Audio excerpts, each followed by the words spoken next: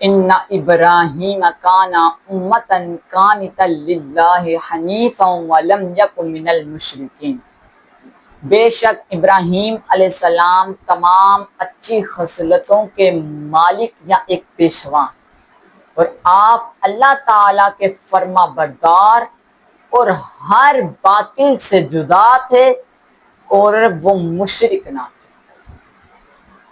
اب اس آیت کا خلاصہ کیا ہے؟ اس آیت کی تفسیر ہمیں کیا بتا رہی ہے؟ اس آیت میں حضرت ابراہیم علیہ السلام کے 4 اوصاف یعنی کہ 4 وصف بیان کیے گئے ہیں۔ پہلا کہ حضرت ابراہیم علیہ السلام خود ہی اپنی ذات میں ایک امت ہیں۔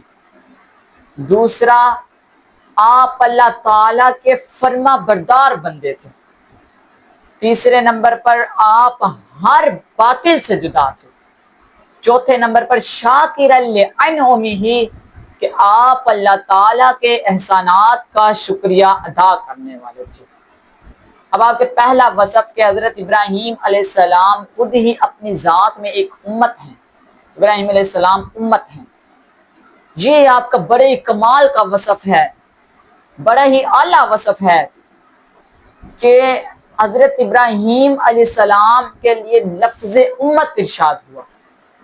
اب آپ دیکھیں کہ یہ جو لفظ امت بیان ہوا ہے، ارشاد ہوا ہے، یہ ایک فرد کے لیے نہیں بولا جاتا۔ جس طرح میں حضور صلی اللہ تعالیٰ علیہ وآلہ وسلم کا امتی ہوں، ایک فرد ہوں، میں حضور صلی اللہ علیہ وسلم کی امت نہیں ہوں بلکہ میں ان کا امتی ہوں۔ اسی طرح اس سے معلوم ہوا کہ جس کے لیے لفظ امت بولا جاتا ہے، لفظ امت سے مراد زیادہ افراد ہیں۔ تو اب سوال یہ پیدا ہوتا کہ حضرت ابراہیم علیہ السلام کے بارے میں لفظ امت کیوں بولا گیا؟ اس کے علماء کرام نے 2 مطلب بیان کیے۔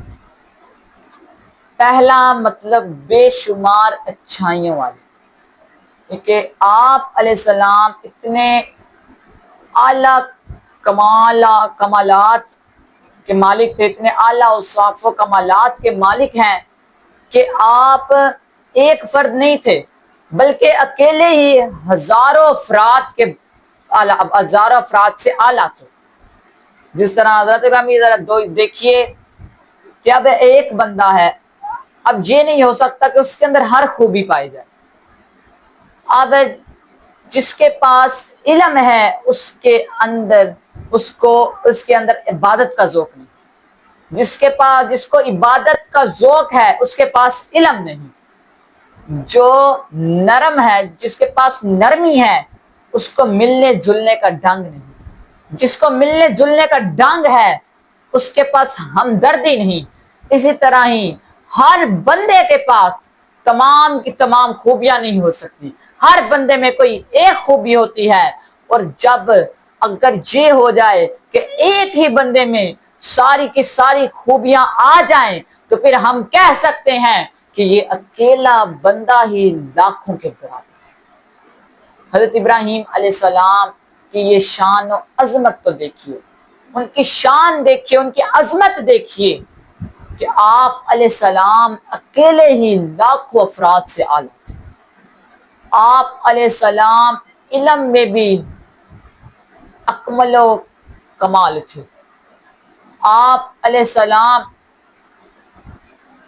عبادت میں بھی کامل و اکمل تھے، آپ علیہ السلام حلم میں بے مثال تھے، ریاضت الہی میں بے مثال تھے، اللہ تعالیٰ کی فرما برداری میں بے مثال تھے۔ اسی لیے اللہ نے قرآن میں یوں ارشاد فرمایا، ان ابراہیم کان امتن، بے شک ابراہیم علیہ السلام تمام اچھی خصلتوں کے مالک ہیں یا ایک پیشوا ہیں۔ حضرت ابراہیم علیہ السلام تمام اچھی خصلتوں کے مالک ہیں یا ایک پیشوا ہیں۔ آمین۔